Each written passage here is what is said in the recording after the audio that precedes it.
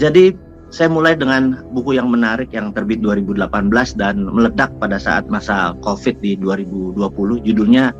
Judul bukunya itu The Winners Takes All.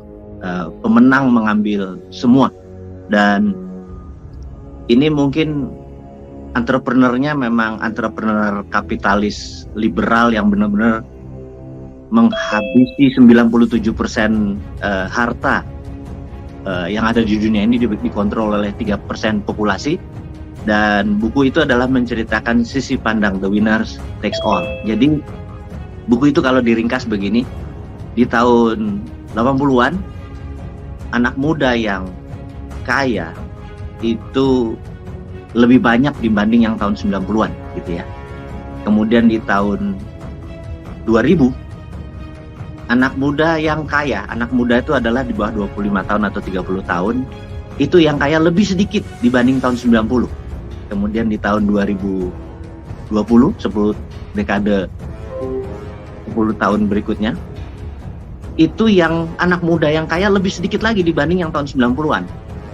Terakhir adalah tahun 2020-an sekarang, anak muda yang kaya lebih sedikit lagi dibanding dengan yang tahun 2010 ke bawah atau bahkan tahun 90-an. Artinya, buku itu menyimpulkan bahwa yang muda-muda ini makin sulit kaya karena winner, pemenang-pemenangnya sudah diambil duluan oleh mereka-mereka kapitalis liberalis yang sudah berkuasa sejak lama. Jadi anak muda yang 30 tahun ke bawah ini untuk kaya itu sulit. Sementara populasi yang terbanyak kan yang muda. Jadi top 1% itulah yang mengendalikan. Nah, cerita contohnya. Kalau saya punya uang $100 atau $1.000 deh, saya mau mentransfer atau masuk ke rekening Buya Anwar Abbas.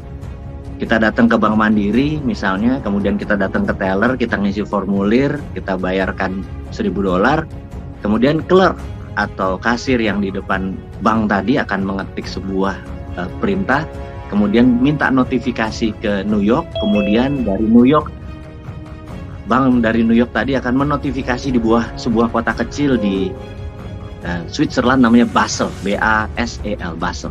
Nah, begitu Basel bilang oke, New York bilang confirm, Bank Mandiri bilang oke, masuklah $1.000 tadi ke rekening Buya Anwar Abbas dan ditambah fee, jadi terdiskon sekian persen, misalnya $2 atau $3 gitu ya. Nah, Bank Mandiri mengambil fee, New York Bank mengambil fee, dan Basel mengambil fee.